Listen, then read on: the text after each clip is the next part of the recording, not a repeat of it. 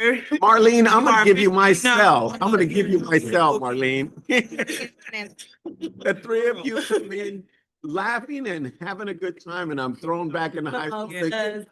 I did not get invited. You are not one of the cool kids. Esteban. Absolutely. I hated that you had to find out this in front of everybody.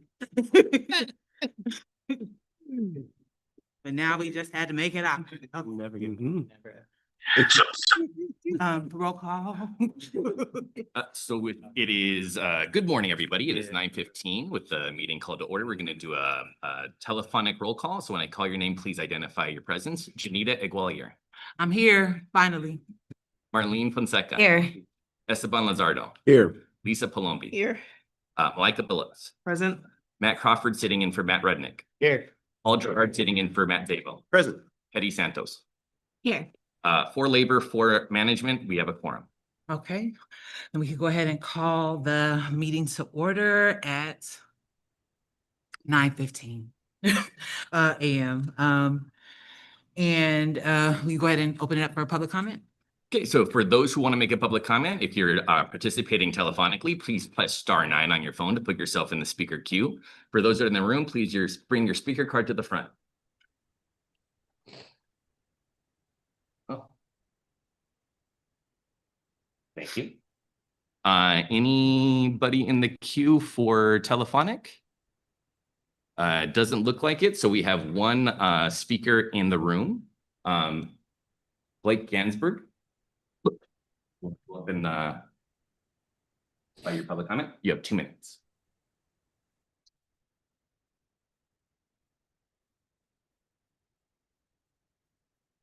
Good morning, members of the City of Los Angeles JLMBC. My name is Blake Gansborg from the law firm of Nelson Mullins. We represent Anthem Blue Cross, a current carrier partner for the city. I'm here to inform the JLMBC that Anthem submitted a formal bid protest to the city personnel director pursuant to the procedures outlined in the RFP. On July 18, the city notified Anthem that it was not selected under the RFP.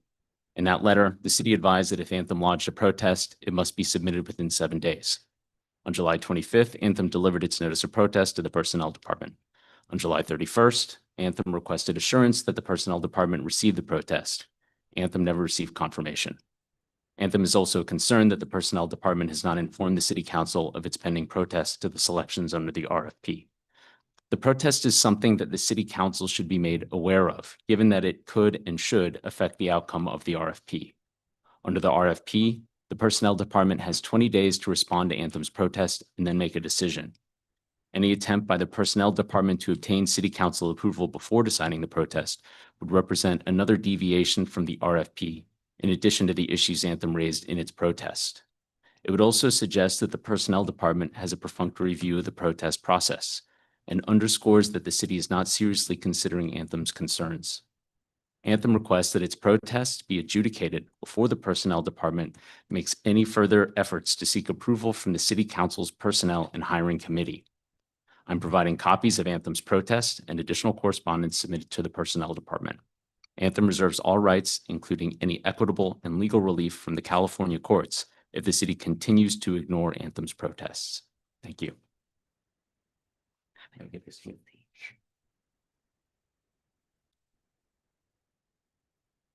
Okay. Are there any other public comments in the speaker queue at this time?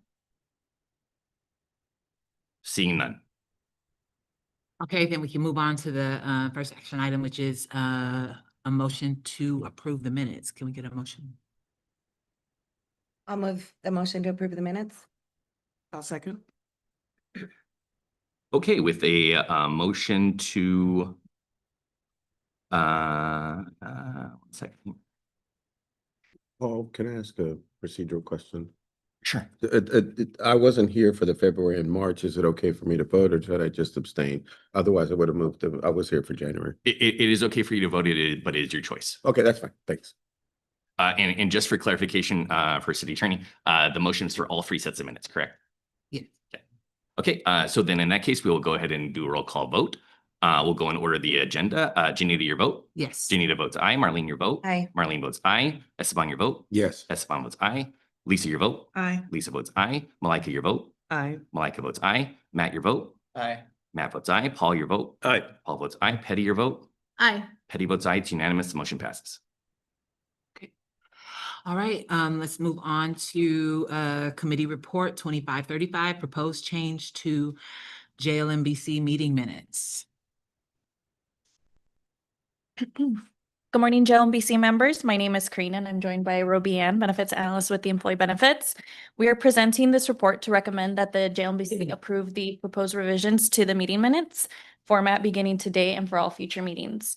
Currently, meeting minutes are prepared in a highly detailed format as seen in attachment A, which is time consuming and may not fully capture the context of discussions. With the availability of recorded meetings on Zoom and YouTube, staff proposes adopting a simplified format that focuses on recording actions taken and referencing the video recordings for detailed discussions. A draft of those changes is seen in attachment B.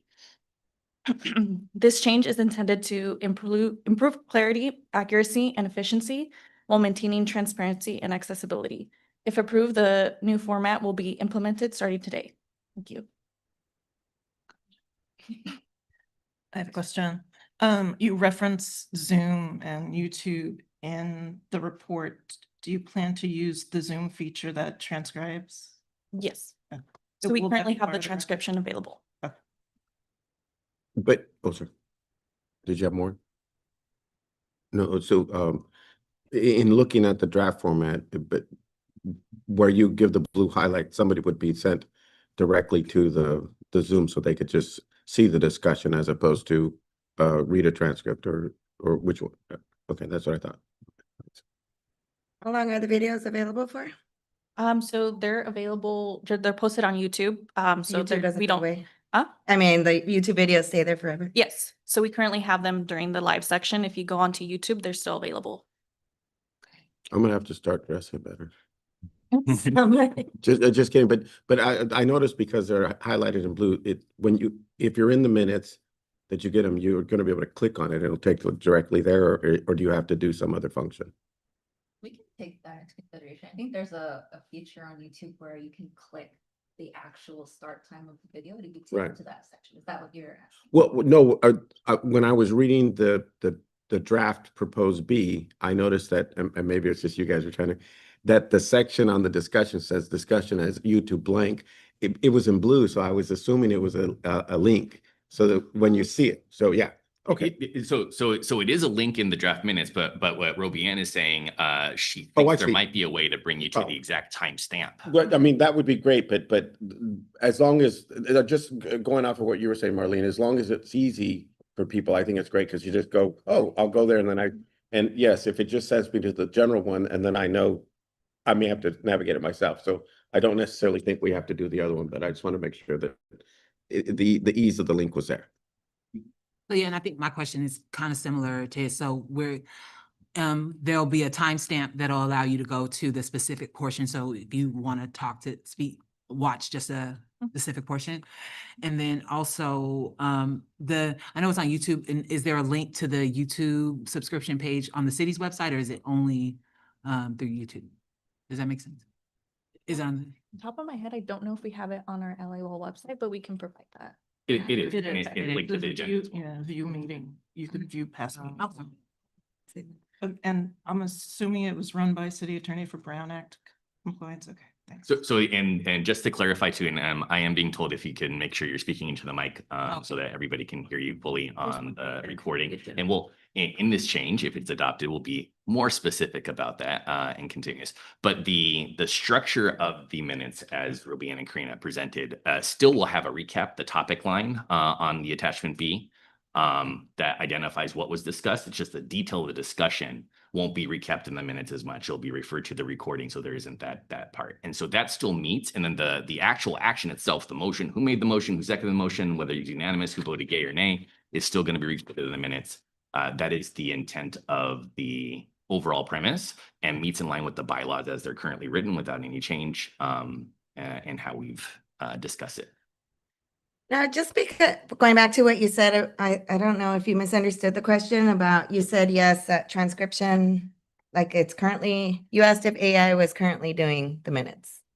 No, if Zoom, Because we're using Zoom, Zoom has a tool where it will transcribe, it'll. Is that provide you what's a happening now? Is Zoom transcribing these minutes or is there a body still? No, That- there's, Okay, you guys are doing, you the gals, ladies. transcription From the Zoom to produce the minute. So we're reviewing the transcripts and whatever makes sense from the transcripts and entering it as the minutes. And somebody is still here taking the votes. So, Is it? Okay. Well, the one thing that has to be in the written minutes is any action taken and Yeah. the votes are gonna be there. The only thing, as I saw in the draft, the proposed minutes are, if you want to know that Betty had this question, or you had this question, or I had this question, that's gonna be in the discussion Right. part. I just want to be sure that the actions being taken are being marked here physically and Oh, yes, so that way, yeah, that has. when we're reviewing the minutes, I'm more confident than having to go but, back and look. Yeah, the transcription's only used to assist us while we're preparing the minutes. We Okay. are not solely relying on the transcription. Okay. Thank you. I move that we adopt. Yep. Thanks. Got a motion to. Sorry, can you say that into the I microphone? move that we adopt the report. Second. Okay, with a first and a second on the motion, we'll go ahead and take a roll call vote. We'll go in the same order as before. So Janita, your vote. Yes. Janita votes aye. Marlene, your vote. Aye. Marlene votes aye. Esteban, your vote. Yes. Esteban votes aye. Lisa, your vote. Aye. Lisa votes aye. Malika, your vote. Aye. Malika votes aye. Matt, your vote. Aye. Matt votes aye. Paul, your vote. Aye. Paul votes aye. And Petty, your vote. Aye. Petty votes aye. It's unanimous. The motion passes. All right.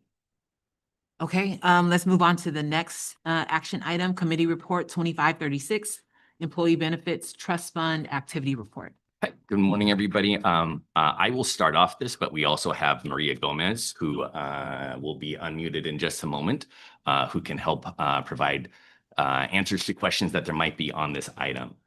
So each year, and starting on page 1 of the report, each year under the ag code, this committee is required to submit a report of the reconciliation of the trust fund activity for the prior fiscal year. And it's required, as written on the second paragraph on page 1, to be submitted within 90 days after the close of the fiscal year.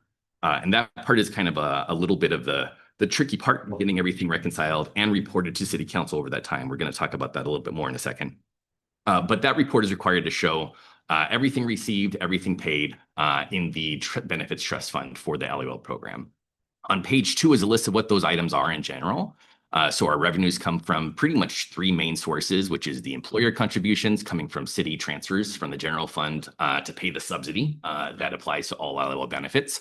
Reimbursements from other funds is us telling the proprietary departments, Lawa Harbor, to provide us reimbursement of that city paid subsidy. So they're paying out of their funds since they're independent for what the city pays. And then employee contributions is coming from city paychecks, what employees pay that the subsidy doesn't for the benefits that they elect. And then our payments go to everything listed there under the additional items. So the majority of it is paying for carrier payments. That's going to be the larger out of that 8 or 9 item list is paying the actual payments to the carriers for the services they provide. So on attachment A of this report, which is going to be on the screen in a second, that is where we land for fiscal year 24-25. Starting off on July 1st, we identified an FMS opening balance of 16.5 million. And before we go further, I think we should talk about why that balance says 16.5. So under attachment B, if you look at the report that we provided, which is identical to this report, and in that attachment to attachment B, we identified the closing balance, which is in the middle of the page. Is it not scrolling? As 16.6. Yeah, if you could go down a little further. Keep on going. Next, keep on going down to attachment B and then to further. There you go. Stop on that page. So in the middle of that screen or the middle of that section, you will see right before the post June 30, 2024 activity, you will see the June 30th, 2024 closing balance as 16.677 million.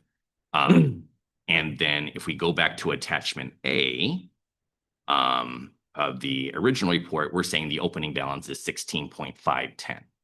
And the reason for that 150,000 difference is because of reconciliation activity that happened in the city's financial management system after we pulled the data and created this report. That's been fully reconciled, but we run the risk of that happening again anytime that we generate this information before the controller's office has fully reconciled the financial management system, which takes them 2 months out of the 3-month period that we have to submit a report to council. So let's pick and choose which way you want to go. But it is a very small number in the overall aspect of what we're looking at total dollars. So we've stuck with the path of bringing this report forward, even at this time, even though the controller hadn't reconciled FMS, the financial management system for 24-25 yet. We're identifying the opening balance as of July 1st as a 16.5 million. The revenues, so the money we received, the employer contributions or the city transfers from the general fund into the benefits trust fund. The reimbursements again was from other proprietary departments, employee contributions from employee paychecks, and interest all came to 491 million. And then our payments, everything all included, was more than our receipts. So we paid to carriers and everything else included 493 million, or 2 million more. So our closing balance before post activity is 14 million. Our post activity in the middle of that page are the transactions for the fiscal year that just didn't get recorded before the fiscal year closed that we know are appropriate for that fiscal year. So that includes money that we're still asking for. So in the top part, the revenues, money that we're still asking for from Lawa Harbor and the other proprietaries, other receipts coming in collectively, as well as employee paycheck contributions on that last paycheck of the fiscal year. And then our payments, outgoing amounts that we still needed to make are listed there as well. So in total, they almost cancel each other out. 20.8 million in revenue, 20.7 million in payments are still expected for that fiscal year that weren't recorded by the time the fiscal year closed. And then our liabilities at the end of this are the additional actions that we just hold off, in some of them indefinitely, as potential needs financially for the trust fund. So that employee refunds line on liabilities is the refund project from many years ago that will stay there forever until we fully exhaust all those refunds. And we've talked about this before in this committee. We've reached out to everybody that we could possibly reach out to. We have a number of individuals that have said they're not interested in pursuing the refund. The dollar amount's too low for them to go through the paperwork. We've also had a number of individuals that we just can't reach or we haven't made contact with. We've reached out to them, but they just haven't responded back. So it is, I believe we're like less than 700 individuals out of the 16,000 population that we were looking at. I think I have those numbers correctly. That we still have not refunded, but we still will refund them if we ever do make contact or they change their mind and decide to file. And then the wellness money, the wellness program all years is the balance of wellness dollar receipts to pay for the program.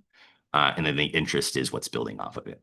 The last line, reserve, is required for just 1 month of payment. So 12.5% off of 1 month is 5.3 million. So we close all in all with a balance of 1.7 remaining in the trust. And Maria's here to answer any questions you have on any line item. But if there aren't any questions, the last attachment, attachment C, is the council report that would go forward to report the exact same spreadsheet that we just looked over and present that in front of City Council for them to review and approve. And so on attachment C, that's just the narrative report. If you go down to the attachment, you'll see the exact same, there it is, exact same spreadsheet. So is this report akin to like a management letter from an auditor? No, because it isn't an independent level. Well, I would argue no, because it isn't an independent third-party review of an audit. But it is, I think, in premise under the ad code, the same reconciliation review. So would we, it's the same kind of layout every year, but would we take this opportunity to point out any unusual activity? For instance, when we did the when we took away the eligibility criteria during the workday rollover? I mean, Oh. is that? Oh, you mean to call that out in in the narrative? We could, if there's a desire, and this is really according to the ad code, it is JLMBC or the chair's report to city council. So if there is a desire to have language added, we definitely can.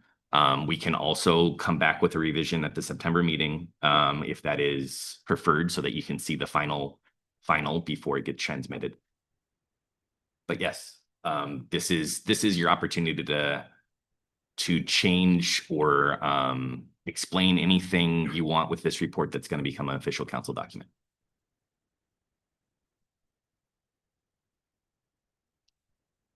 Did you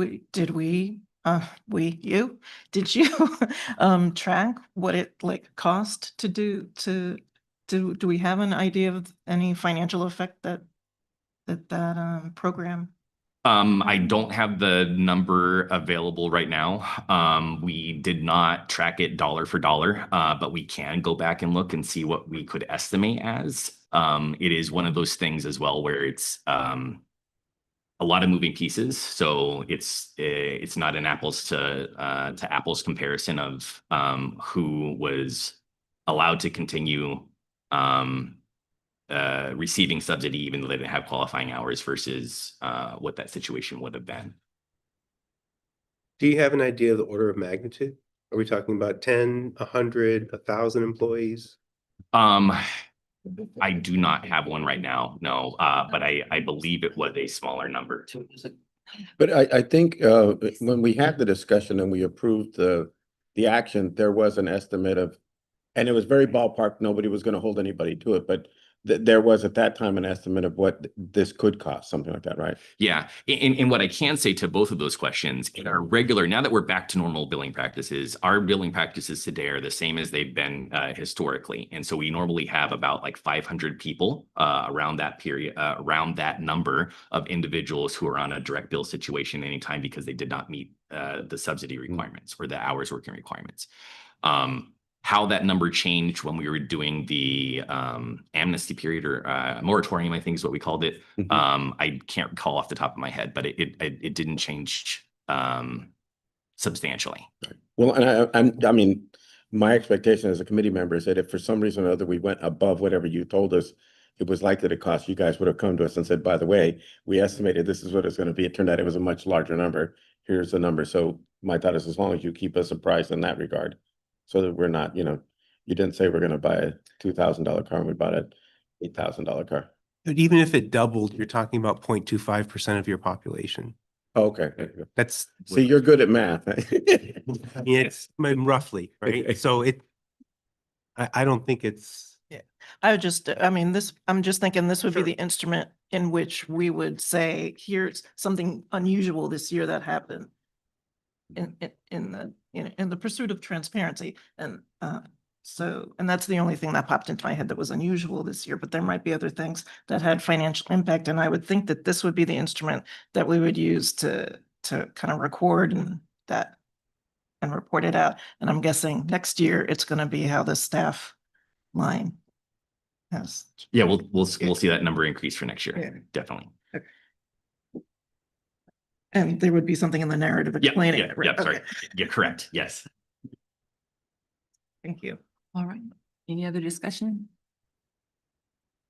So I'd move approval of the report 2536. Second. Okay, then with the first and the second, we'll go ahead and take a roll call vote again. We'll go in the same order. Janita, your vote. Aye. Janita votes aye. Marlene, your vote. Aye. Marlene votes aye. Esteban, your vote. Yes. Esteban votes aye. Lisa, your vote. Aye. Lisa votes aye. Malika, your vote. Aye. Malika votes aye. Matt, your vote. Aye. Matt votes aye. Paul, your vote. Aye. Paul votes aye. And Petty, your vote. Aye. Petty votes aye. It's unanimous. The motion passes. All right, we can move on to the informational items. The benefit provider presentation.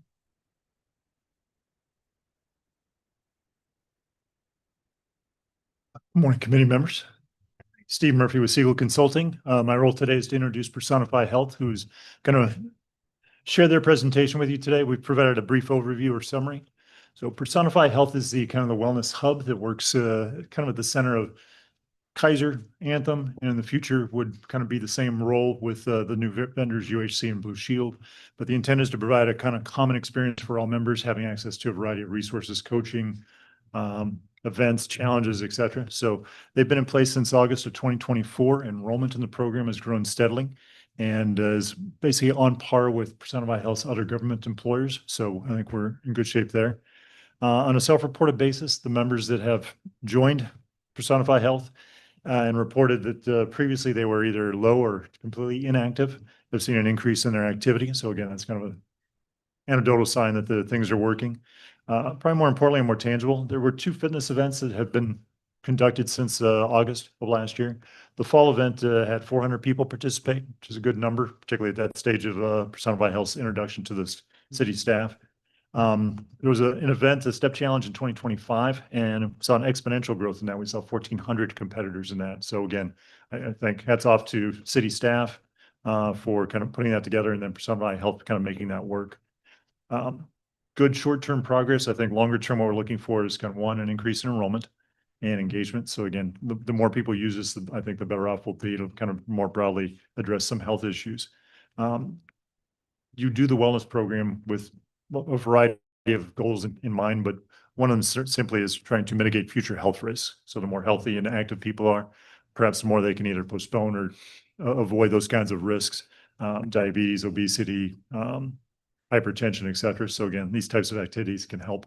So the intent is to promote connections among employees. So again, they're not doing this by themselves, but by doing it kind of in teams or as groups can also help facilitate that process. So as an overview, I think Personify Health is off to a great start. And I'm going to turn it over to Carrie Monroe O'Keefe with Personify Health to actually go through their presentation. So thank you.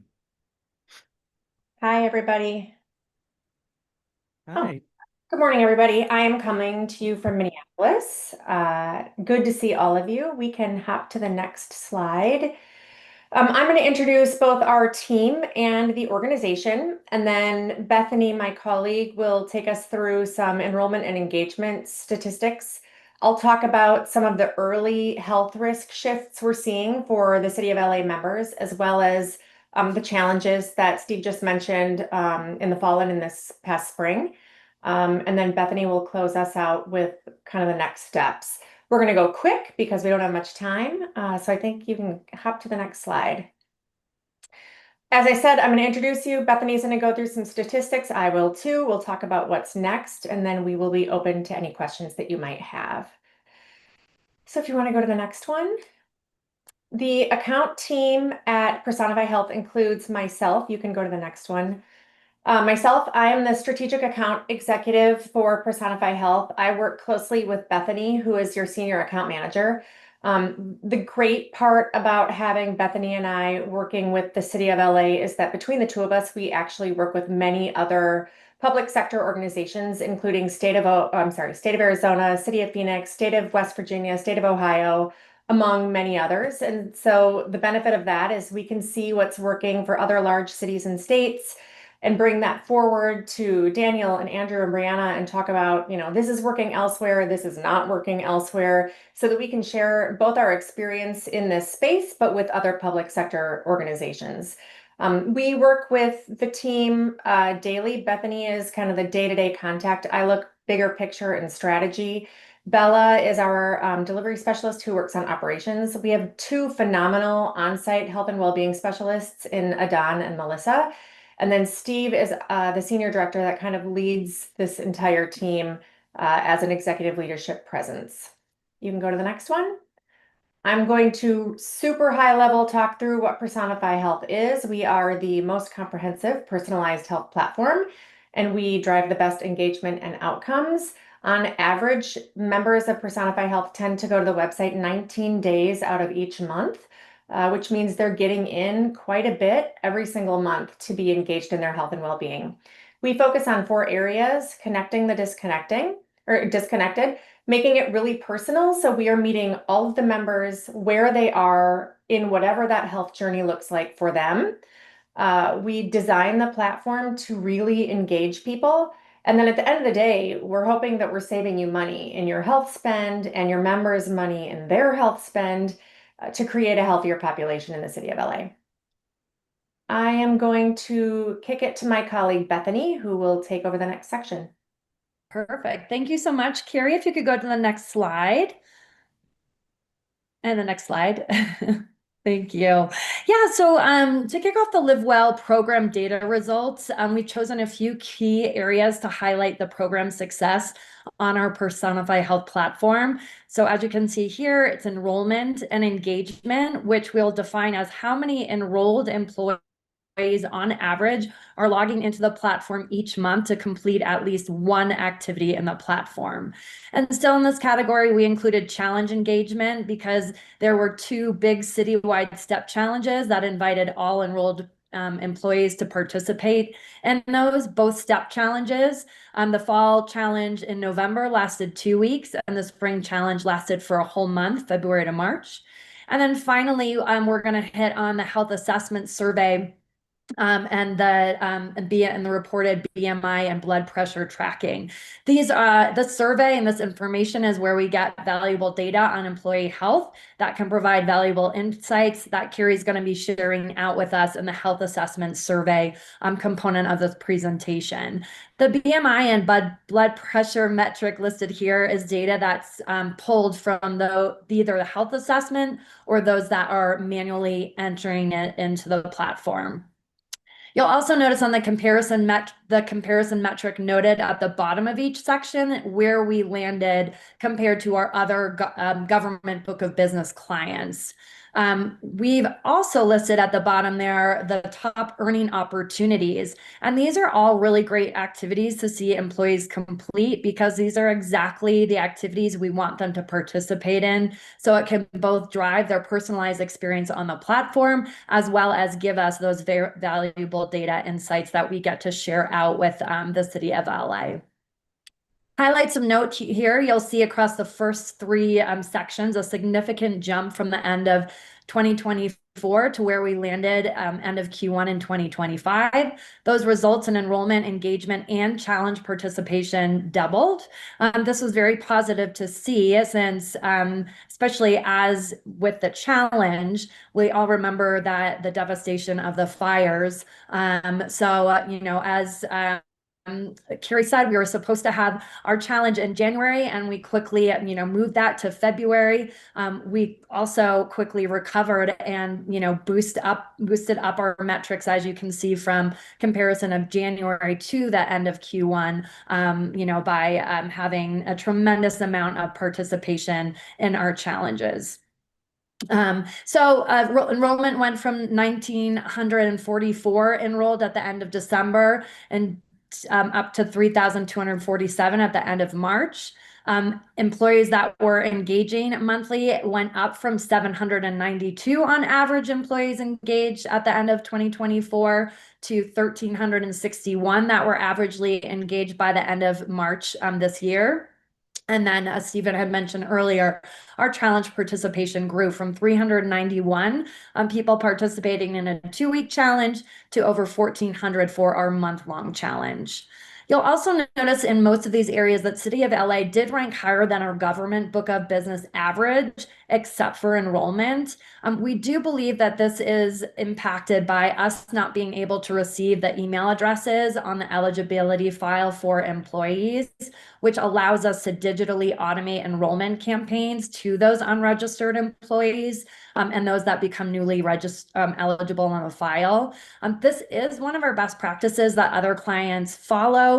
So in turn, they have a higher enrollment rate there. But since we know and understand that City of LA is not able to meet, this criteria at this time, it's something that we'll continue to look at, but this is why we're so lucky to have our amazing colleagues on board. So that's Adon and Melissa, who are literally on site with Andrew and the team, both in a dedicated role to support and grow the Live Well program, and just really be boots on the ground, doing a lot of activities to bump up enrollment and engagement. If you can go to the next slide, please. Perfect. So this slide is really just to highlight all the work and touch points that Adon and Melissa have both created, staffed, and supported, along with Andrew, Brianna, and Daniel, to not only grow that enrollment, but encourage sustained engagement on our platform. Since launch, they've supported or led over 69 events. So that's running yoga classes, wellness webinars, staffing on-site events at various city department locations. They travel to different departments, providing benefits presentations, giving, platform tours. In total, they've had over 4,000 touch points through all these collective engagement opportunities, and interacting with employees that attend at these events. Some events will actually have digital vouchers created, and that's this last section here, as an incentive for attending a class, a clinic, or a program tour. And all this is a coupon code that employees can then plug into their platform for points, so they get rewarded for doing healthy activities. So this is just one way of us rewarding for wellness activities that are completed off the platform. So with Melissa and Adon on site in the office with Andrew, Daniel, and Brianna, they're able to work really closely with the Live Well team to directly support the continued growth and success of the program. And we are excited to see even more opportunities come about. With that, how about we go into sharing some of our health data that we've received from your employees? And I'm going to turn it over to Carrie to go over that with you. Yep, this is great. I'm going to go quick on the next couple, but I'm going to spend just a little bit of time here. So we have a health risk assessment on the platform that employees can take. It's a number of questions around their health conditions, personal choices, lifestyle decisions, and how they feel about their health and their community health around them. They are then assigned a health score, and that is between 1 and 100. As you can see, those who took the health assessment, so 955 between August and December, received an average of 68 as their health score. So this is looking across 16 domains of health and assessing their health based on their answers to all of these questions. Our government book of business average is 73.5. I'd say, this is right around what we see as an average for our entire book of business. We want this to go up, right? Like clients doing really well are in the upper 70s. I've not really seen much over 80, but we would love to see this continue to improve as time goes on.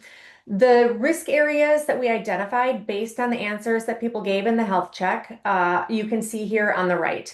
We will highlight anything with a combined high risk of moderate risk level and high risk level, because if you're in moderate, you have a pretty good opportunity to kick over into the high risk group. So we want to keep an eye on the yellow as well here. I will say those top risk areas, weight, stress, and nutrition, across the board, every company and organization with whom we work, these are the top risk areas. So this is not unique to the city of LA. I think this is a United States issue in these three areas. But again, we can focus our programming, we can focus our communications on the risk areas that we see here, and it's fluid, right? So if we see that next quarter the risk areas have changed, we can shift what we're focusing on based on what we're seeing for risk. You can go to the next slide. So something that we're going to look at moving forward is shifts in activity. We will also, as soon as we have some more data and time and data under our belt, be looking at shifts in blood pressure, shifts in BMI. But shifts in activity is a really great way for us to assess how the program is affecting those who are enrolled and those who are engaged, right? So this is only looking at 582 members. This number here at the bottom will always be higher every time we do this again. We will get this reporting quarterly. We'll also do an annual business review that will look at the entire year as well as years prior. But the good news here is that those who are enrolled and engaged are changing, right? So 72% of those who are in the platform increased or maintained a healthy steps average. And the way that we're comparing this is a member's first 2 weeks in the platform and the last 30 days of the reporting period to see how their activity has changed. We're tracking activity by steps, right? So we consider people with less than 5,000 steps a day to be lower active or inactive. So the stats you see on the right here are looking at those different groups, the lower active, the moderately active, and the already active members of City LA, and then how that activity has shifted. You can slip or go to the next one. So we're going to just look at those two challenges that both Bethany and Steve have mentioned, just because I want to highlight one piece. We've already talked about how many people have participated. We saw way more participation in the spring than we did in the fall. We have a challenge going on right now that we hope many people will engage in. But my biggest takeaway from this slide is this. You can see on the right, the average number of steps that members had previous to the challenge, before the challenge started. It always spikes during the challenge, of course. People are competitive. People are talking smack to their colleagues. They want to walk more steps. But the really important piece is after the challenge concludes, that higher step level is still higher than what they were getting before the challenge started. And this is why challenges are so important. So you'll see on the top, that's for all of your members, but the group that we really want to look at is that more inactive group of members. So that's the bottom graph that you see on this one. Those people were walking a little over 3,000 steps a day. After the challenge, almost 5,000. If you go to the next slide, which was an even more successful challenge, look at this. So same group of inactive people, only more included, right? They were walking almost 4,000 steps before this challenge started. And then again, after it was over, they're up to that 5,000-ish steps a day level. And so this right here is the behavior change that we want, right? This is why the program exists, why we want people to enroll and engage, because it really does change behavior. All right, Bethany, take us home quick, right? Let me get off mute here. Next slide, please. Thank you. Awesome. Perfect. So what we're going to touch on here is just a snapshot of an activity we like to do annually with our clients. So it gives us that roadmap to meeting our client goals. What you see here is what we complete with our clients and was the value map activity. We did our first version of this with City of LA back in the spring, and it's really an exercise for us as a team to help identify what are the top 3 objectives that the City of LA is focused on, so that we can work with them throughout our daily, interactions, the things that we set up to do on the annual basis, and report out on, roll up to these objectives. These are objectives specific to the City of LA. And this is a fluid document, so it's always growing and changing. So we speak of this as a part of the what's next section of the presentation, because this really is the roadmap for our ideas to implement in this year and then future years as we continue to support LA's goals. So the 3 top objectives that LA identified: number 1, increase enrollment and sustained engagement in the Live Well program through identifying and capitalizing on opportunities that enhance program awareness. Objective 2, of course, we want to improve overall employee health and mitigate health risks by encouraging the adoption of healthy habits and a balanced lifestyle throughout the Live Well program. I mean, that's the entire point of us, working together and, implementing this program. And then objective 3, we really want to make it fun and engaging, really, add to that connection. So create a fun work culture of connection that motivates employees to get healthy together through implementing workplace wellness. And all of these tactics underneath are what we come up as just ideas to help support these objectives. So for enrollment, for example, looking at doing at-home mailers to those that are unenrolled while we can't get access, to email addresses. Sending Melissa and Adon out to all of these different department, events where they can really engage one-on-one with all the different employees. Looking at objective 2 and, improving, health outcomes. We're on the cusp of implementing biometric screenings. And we're also working with carriers to identify what programs that they offer that we could bring into the platform. And then lastly, speaking of fun and ways to, develop connection, we're currently in the middle of a bingo game that employees can come on and do for points. And then we're going to be starting to talk about our fall challenge pretty quickly. So I know this is a lot of information in a short amount of time that we just went on to you about, but hopefully you're able to agree about the positive impact that the program is having, and we look forward to supporting you and everyone in its continued success. Thank you. Can we ask? What's the deal with the emails? So agreed. So we get an eligibility file from the city. Nice. And right now, we're running into a little bit of a challenge getting email addresses onto the eligibility file. It is something to do, I believe, Andrew, with TELUS. Can take this one, Carrie. Yeah, please do. So the issue is that they get their eligibility information from TELUS, the third-party administrator, but we don't actually feed email addresses to TELUS from Workday. That's something we could explore in the future. There are issues around like getting employees' consent to use their email address in that way that we'd have to work through. So there are other things that Andrew is working on to kind of do a more manual process of sending mailers to people's homes and doing like targeted emails to people's city email addresses, which we can use in that way, but we're just not quite ready yet. And I'll add to that. So the committee may remember a very long time ago, a year and a half ago, even longer, I think, we extended the TELUS contract. And in extending the TELUS contract, there are a number of deliverables that TELUS is going to do to improve their system.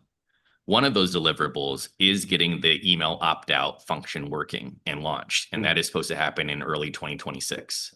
And so at that point, employees will be able to actually provide an email to TELUS with the consent that it would be used for communications and be passed on as file if they go through that step. But that is not going to happen until we vet that it works right to our satisfaction when TELUS implements it next year. But there is more we can do in the meantime. So you'll hear more about that soon. It makes sense. Privacy is a concern. I don't think we should automatically provide email addresses without giving employees the option of saying, I don't want my information used that way. This is personal emails? That would be the, I think from Personify's perspective, the ideal, and maybe what is common in other workplaces, because the perspective is that we're just letting employees know about this benefit that's available to them. But we want to be particularly cautious. So if we were to pursue an option where we used personal email addresses, we would want consent. There are other more manual options we're looking at for just using work emails in that manner, which would be appropriate, but just more manual on our part. Well, so it sounds to me like we're not automatically sending to everyone's work email these things. No, I mean, there are citywide emails. So if you're a new employee, you'll start receiving, newsletters and things like that. Yeah. So I understand the privacy issue with a personal email, but what is the issue with just I actually know an issue, which is that, employees get bombarded with a number of things. This may sound silly, but when my kids were still in school, the school never sent out a bunch of pieces of paper. They had a Wednesday folder. And so as a parent, we knew that you could disregard everything, but when it came in the Wednesday folder, you should take a look at it. So I understand that if you just send an email to all city employees on their city email, you tend to have that, I'm going to block out the noise, but you still may get people who, so I'm just curious as to why we don't at least use the city email, because there's not a privacy concern there. Right. And there's a technical answer is that we're not feeding that information to TELUS. So there's not an automated way to do it. Oh, I see what you're saying. But the third party doesn't have it. Right. Okay. But we do want to do that manually on our part. And so we agree we could do that. We could run a report every month and say, here are the newly eligible people last month. We're going to send them a targeted email to their work email address and let them know. It's just a little more involved. I see what you're saying. And also you have, as you know, you have some employees who are not sitting in front of a computer all the time. Yeah, no, I get that. Yeah. Care less about their city email because that's not, their job is not reliant on that form of communication. So you run the risk of them missing the communication as opposed to. I know it's totally imperfect. I agree. But as opposed to allowing them to opt in with a personal email address that they check religiously. Because that's where their bank statement goes and their sports tickets go and their other updates. What's that? Kidding, just kidding. I didn't hear you. Have you been monitoring my email? Yes.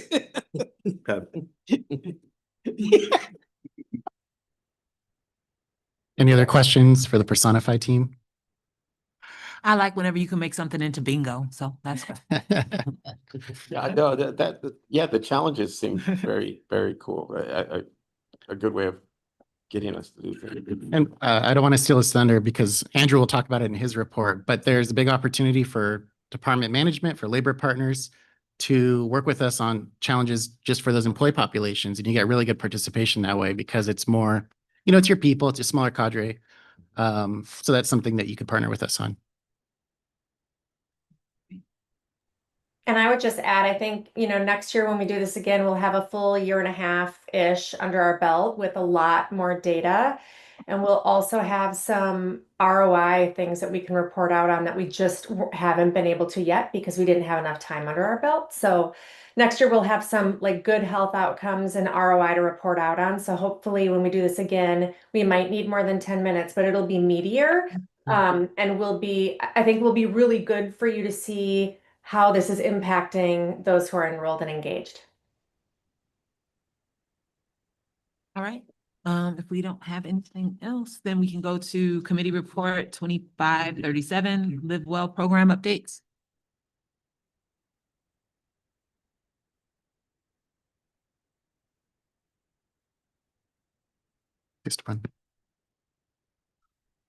Go ahead. Good morning, members of the committee. My name is Andrew Torres. I work in benefits division, managing the wellness program. I just want to introduce Melissa and Adhan because they're here today. I'll let them introduce themselves, I should say. Hi, my name is Melissa. I am here with the wellness program, working with the city. We are here with Personify Health. I'm a health and wellness board certified coach, and that's me. Hi, my name is Adhan. I am a health and well-being specialist, and thank you for having us here. Yeah, so they're actually going to run downstairs because the planning department is having an event in the forecourt. And so they're going to be doing what they've been doing, what Carrie and Bethany were just talking about. So come down and see us and see what we actually do. And if you haven't signed up for the program yet, what are you gonna do? Play bingo. Yeah, man, bingo. all right, thank you. Yeah. Cool. Yes, yeah. Thank you for the intro moments. Thank you. So I'm here to give another kind of wellness program update, but I think you got a lot of a sense of what the program's about, which is what the first part of the report is, and then kind of some of the successes we've had since last year, and some of the things we're hoping to do in the future. One thing I'll note just at the top is that in the wellness program, when we think about it, it's nice that we have Personify as a resource for employees, but there are other aspects of it, right? So we do still currently Zoom fitness classes. That was a transition that was made during COVID. So we have a vendor that provides classes Monday through Saturday at different times. They're live, and there's a certified instructor that teaches these classes. And then we've also started to do in-person yoga since last summer at City Hall East on Tuesday afternoons. So if you find yourself available on a Tuesday afternoon to participate, you're welcome to participate then as well. We are looking to expand the in-person options to other city work sites. One of the challenges, and I think Daniel kind of alluded to this earlier, is trying to find partners in labor and in departments to have us, there, give us space to present, and ultimately kind of that trusted voice, right? Sometimes the anecdotal experience I have is when I tell people about the program, they look at me kind of funny and they're like, well, what's the catch, right? What do I have to do in order to make the most of this benefit, right? And there really isn't any, that you do get emails from the Personify platform, but there's no ulterior motive other than to help people engage in these wellness activities. And as much as I might say that and try to persuade them, we know, right, that their unions or their department leadership are going to be able to help get that message out further. So we actually had some success, I would say, with that experience earlier this summer. In June, we worked with Kaiser to host a men's health webinar. Part of the reason we focused on men's health is because some data from the program shows that 60% roughly of the employee membership of LA Well, right, employees only, 60% are male, but they're much less likely to participate in the Personify Health program, at least. And so we used this men's health webinar, right? That was the topic. It was open to everyone, right? And we were able to provide a $10 reward through the platform for people who attended and completed a post-webinar survey. And, as we pointed out earlier, one of the challenges is when we present this information to employees, if we're just sending it through email, it's not going to reach everyone. So we reached out to department leadership in June, and we got a lot of support, a lot of people helping push messaging out through their own department channels, and also doing the tried and true method of printing paper and posting it in places where people see it. The only other thing I'll highlight and really kind of encourage you to come and work with the program on is, as Daniel mentioned, we have these challenges. We have opportunities later this year for flu shot and biometric screening events. If there's any opportunity that we have to interact with your employee populations, we think that'd be a great opportunity to, again, continue to build engagement. I would say that the email limitation aside, we've still had a lot of success. Employees generally are looking for opportunities to engage in these types of activities. And it's just about, having, building that rapport, right? And building what feels almost like the brand or the identity of the wellness program. But with that, I'll open it for questions.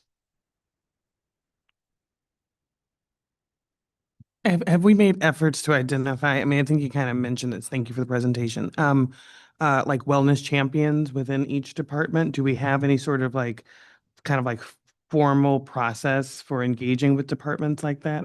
I mean, there's always someone in every department who wants to, show up and, leggings and gym shorts and say, come on, everybody. There's someone everywhere. So, and that person may annoy everyone too, but I think kind of building that energy within the different departments, I think might be helpful as you're looking for partners. Yes. Yeah. That's something that we have kind of as a goal with Personify over this next probably 6-month period, is to more fully develop that program.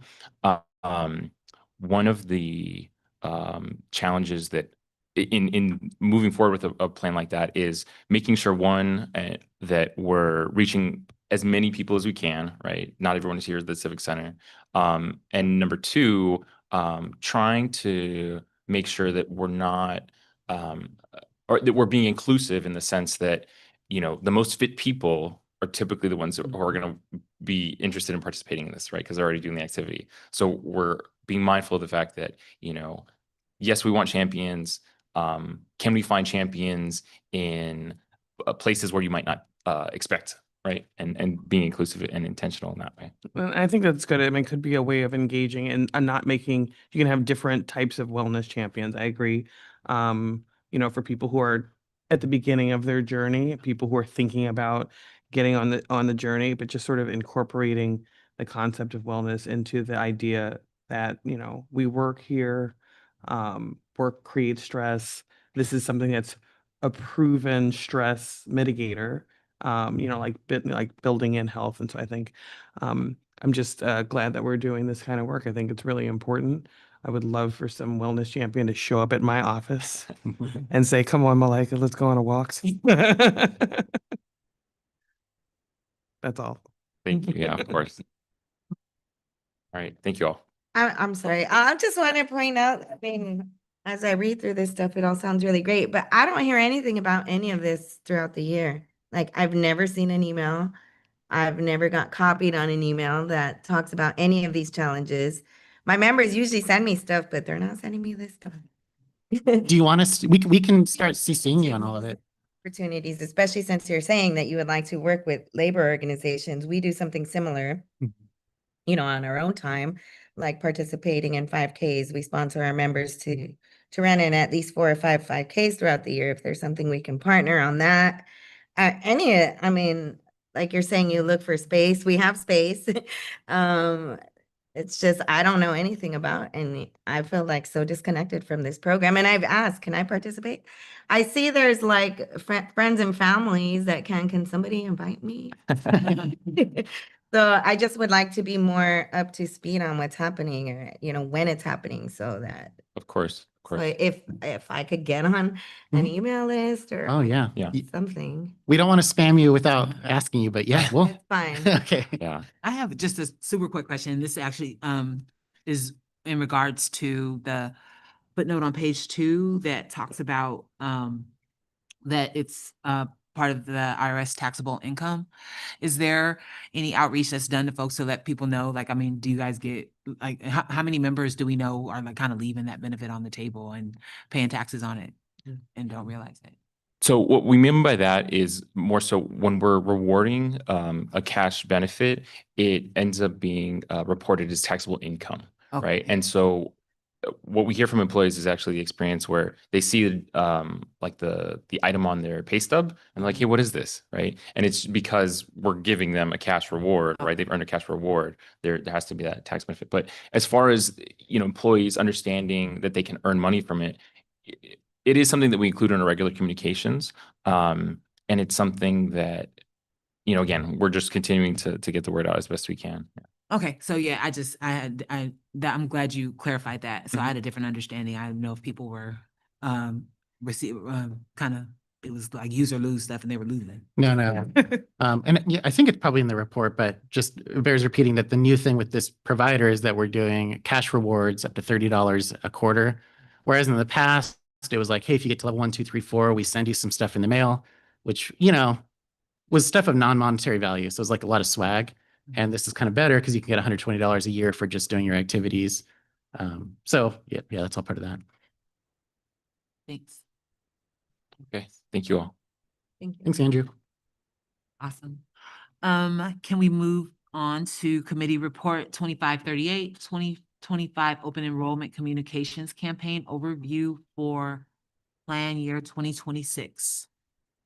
Yeah, my name is Daniel Powell, Personnel Department. I'll walk us through this report. It's a very familiar report. We're coming up on open enrollment in October.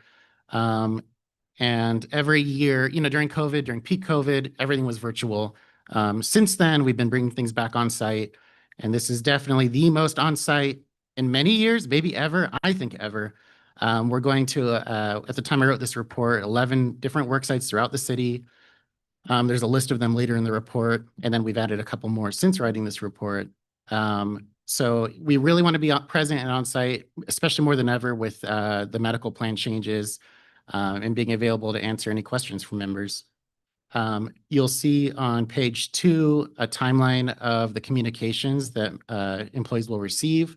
I would say think of this as like, these are the kind of the big tentpole communications and a minimum level of communication, because also, since writing this report, we've thought about other targeted communications we want to do and to reiterate certain messages, especially to employees who will have changes to their HMO plans. There's a few attachments here of kind of the more, substantial communications. Like the first one is attachment A. This was originally thought to be maybe a postcard, but since then we were thinking actually a bigger communication that has much more comprehensive information about what's to be expected this open enrollment, where to find us, and also a heads up about the dependent eligibility verification audit.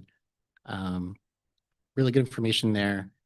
Attachment B is the transition message to current Anthem members, so you can get a look at that draft communication. These are all draft, subject to some small tweaks and changes here and there. And then the third one we include a sample of. I'll talk about now. So typically in open enrollment, we send every single employee, all 27,000, really big packets of the 100-page enrollment guide, about a 12-page summary of the changes, and then another about 12-page enrollment worksheet. Calling it enrollment worksheet is kind of a misnomer. You don't actually make enrollment on that sheet. It just tells you all your options and what you're currently enrolled in and what happens if you do nothing. And it's very cumbersome, very expensive. And very risky in that because it's because of the format, you actually have to physically stuff all 27,000 envelopes, which puts you at risk of missing certain deadlines. So this year we've been working really closely with General Services to streamline this. So rather than these big hunkin' packets, you'll see attachment C is a condensed personal benefit summary. So it would still tell employees what they're currently enrolled in, what they'll be enrolled in if they take no action, who their dependents are, and all their plan options during open enrollment, but it's slimmed down a bit. It'll include a what's new insert, so it's just 2 pages, so 1 page front and back, and then just a document of legal notices. So This approach would meet all legal requirements, tell employees the core information that they need to know, and most importantly, can all be automated. So we worked with GSD to ensure that when we do this, they can do a big mail merge. They can have a machine that stuffs everything automatically and costs far less money. And then the open enrollment guidebooks that our employees are used to will be linked on these documents so they could read the full document if they want. And we'll print off thousands of them to have in our office and brought to on-site events throughout open enrollment. So I'll pause there. That's a big change. Any questions about that? I just have a comment that I feel like the information in the attachments kind of bury the lead for the people that are not going to have Anthem anymore. So I'm just wondering if, I mean, it's there, it says new medical plans, but I'm just wondering if something needs to be a little bit more eye-catching that says your medical plan may change or something really, because I just fear that's what we're going to have is people that are going to just assume what they've been doing the past several years of just rolling it over, might miss that message somewhere along the way and just drive you guys crazy at the end because they didn't get it. Well, definitely, I think it's not like as in your face with the general communication that for attachment A, but attachment B would be sent out at the same time, which is the targeted letter. Okay. And that's a version of that letter. I think is going to be sent multiple times to this group of employees, and probably will get increasingly, like panicky big text on the letter saying, "Read this. This is really important." We could, if there's still a concern kind of from the committee though on making sure members understand that, what we could take back and consider is having an additional line on the attachment C that speaks to that point, so that if they don't open that other letter and this document is the only thing they open, then it would stand out a little bit more. It would be us just creating essentially two versions of this. But I think we could look into doing that. I also think you could consider if you can do it without it, like automatically, is something that is just straightforward in a postcard that has your name, your plan is changing, and a link for more information or something like that. And so there's nothing else to read. It's just clear. This is an alert. There's more information. That I think that might kind of resolve Petty's concern, because a lot of times people will see like a big thing to read and they're like, okay, it's a whole letter. I'll get to that tomorrow. And but if they can read it as soon as they open it and then know that that's in the back of their head, and then as they get more information, they'll know, oh, there was something that was targeted toward me. It had my name on it. Yeah, we could do that. And we're talking about sending those directly to anybody currently in Anthem? Yes. Okay. Mm-hmm. Yeah, that's They'll get a lot of mail from us. right. Mm-hmm. I think the one thing that I do want to talk about is that third paragraph that talks about the high deductible plans. This is something that it really, like, we were really averse to even having as an option. And I know that I feel like the way that this is written, it's almost like a marketing paragraph. Like so I think that there needs to be something that really speaks to the potential risks or cautions, or something that, I mean, I think that the language does need to show what the potential for a high deductible plan, what that could actually mean. Like, there are some disclaimers and disclosures. Okay. Yeah, we appreciate that.